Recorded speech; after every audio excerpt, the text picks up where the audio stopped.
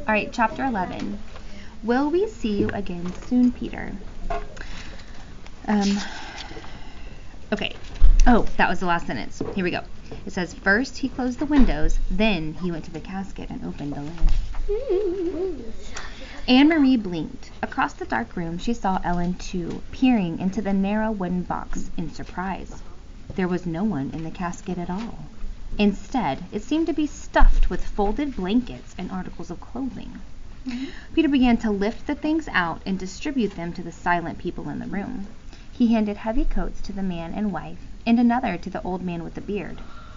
It will be very cold, he murmured. Put them on. He found a thick sweater for Mrs. Rosen and a woolen jacket for Ellen's father. After a moment of rummaging through the folded things, he found a small winter jacket and handed it to Ellen. Anne-Marie watched as Ellen took the jacket in her arms and looked at it. It was patched and worn. It was true that there had been few new clothes for anyone during the recent years, but still, Ellen's mother had always managed to make clothes for her daughter, often using old things that she was able to take apart and refashion in a way that made them seem brand new. Never had Ellen worn anything so shabby and old. But she put it on, pulled it around her, and buttoned the mismatched buttons. Peter, his arms full of the odd pieces of clothing, looked toward the silent couple with the infant. I'm sorry, he said to them. There is nothing for a baby. I'll find something, Mama said quickly. The baby must be warm. She left the room and was back in a moment with Kirsty's thick red sweater. Okay, what can you infer about the people that are at this memorial service, that are gathered at this house? What can you infer about them? Hayden? That they're Jewish. That they're Jewish. Why, Brinkley? Well, not like, something whenever it's cold, it's like normally there's been like ghosts or something. Normally whenever the room's cold, it's like ghosts. Okay, yeah. Maddox? They're Jewish, like he's like gonna take them to a place that like they won't expect them to be there. Yeah, and if he's handing it out to everyone, including Ellen and her family, then they're probably all Jewish. Okay. Here, she said softly to the mother, it will be much too big. It will be much too big, but that will make it even warmer for him. The woman spoke for the first time. Her, she whispered. She's a girl. Her name is Rachel, the baby. Mama smiled and helped her direct the sleeping baby's arms into the sleeve of the sweater. Together, they buttoned, They buttoned the heart-shaped buttons. How Kirsty loved that sweater with its heart buttons, until the tiny child was completely encased in the warm red wool.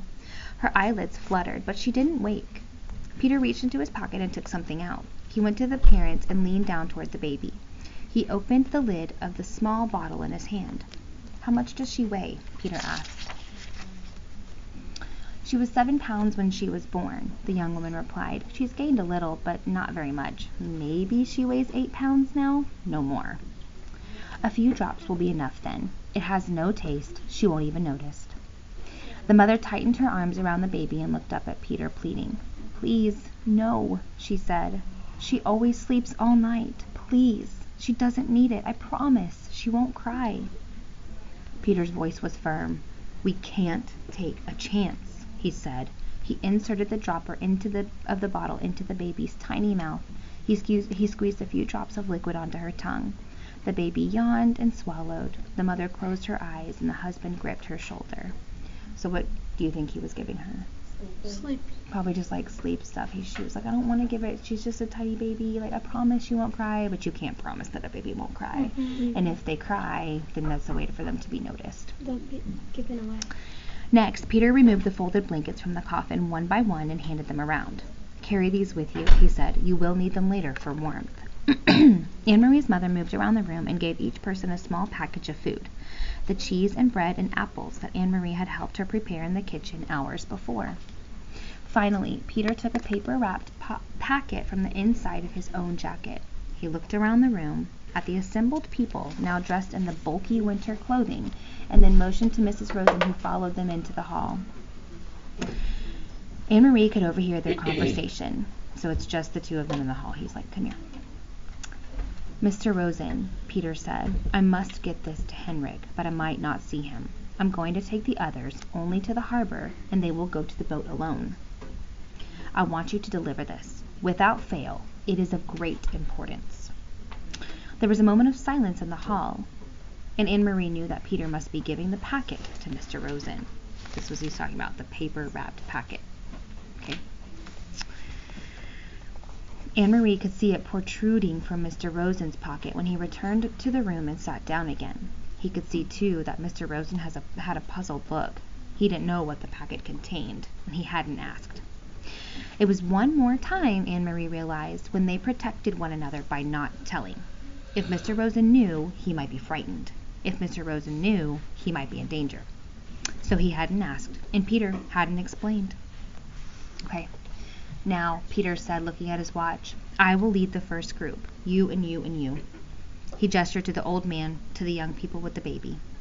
"Inge," he said. Anne-Marie realized that this was the first time that he had heard Peter Nielsen call her mother by her first name. Before, it had always been Mrs. Johansson, or in the old days, during the merriment and excitement of his engagement to Lise, it had occasionally been Mama. Now it was Inge. It was as if he had moved beyond his youth and taken his place in the world of adults. Her mother nodded and waited for her instructions. "You wait 20 minutes, then bring the Rosens.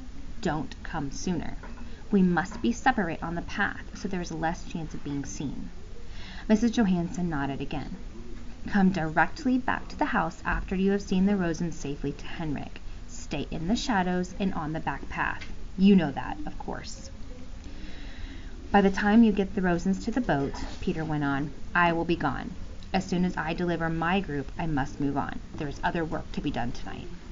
He turned to Anne-Marie. "So I will say goodbye to you now." Anne-Marie went and gave him a hug. "But will we see you again soon?" she asked. "I hope so," Peter said. "Very soon. Don't grow much more. You will be taller than I am, little Longlegs." Anne-Marie smiled, but Peter's comment was no longer the light-hearted fun of the past. It was only a brief grasp at something that had gone. Peter kissed Mama wordlessly, then he wished the Rosens Godspeed, and he let the others through the door. Mama, Anne-Marie, and the Rosens sat in silence. There was a slight commotion outside the door, and Mama went quickly to look out. In a moment, she was back. "It's all right," she said, in response to their looks. "The old man stumbled." But Peter helped him up. He didn't seem to be hurt. Maybe just his pride, she added, smiling a bit. It was an odd word, pride. Anne-Marie looked at the Rosens, sitting there, wearing the misshapen, ill-fitting clothes, holding ragged blankets folded in their arms, their faces drawn and tired. She remembered the earlier, happier times. Mrs. Rosen, her hair neatly combed and covered, lighting the Sabbath candles, saying the ancient prayer, and Mr. Rosen, sitting in the big chair in the living room, studying his thick boots, correcting papers, adjusting his glasses, looking up now and then to complain good-naturedly about the lack of decent light. She remembered Ellen in the school play, moving confidently across the stage, her gestures sure, her voice clear. All of those things, those sources of pride. The candlesticks, the books, the daydreams, the theater had been left behind in Copenhagen.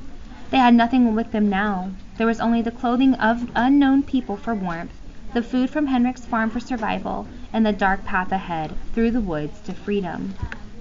Anne-Marie realized, though she had not really been told, that Uncle Henrik was going to take them, in his boat, across the sea to Sweden. She knew how frightened Mrs. Rosen was of the sea, its width, its depth, its cold. She knew how frightened Ellen was of the soldiers with their guns and boots, who were certainly looking for them. And she knew how frightened they all must be of the future.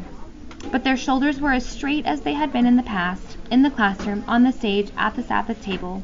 So there were other sources too of pride, that they had not left everything behind. Okay, so in our chapter, this is where now Peter and Henrik are getting these Jewish people to safety. Okay, including the entire Rosen family. Okay. Peter and Henrik get Rosens plus other Jews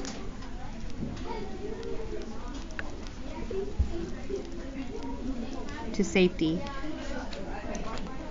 So in the casket, which is why they didn't want to open it, Because hello, that's like giving away your plan. Oh, we have all these warm clothes and blankets and things because we're going to send them across the sea to Sweden so you can't capture them and torment them. That's crazy.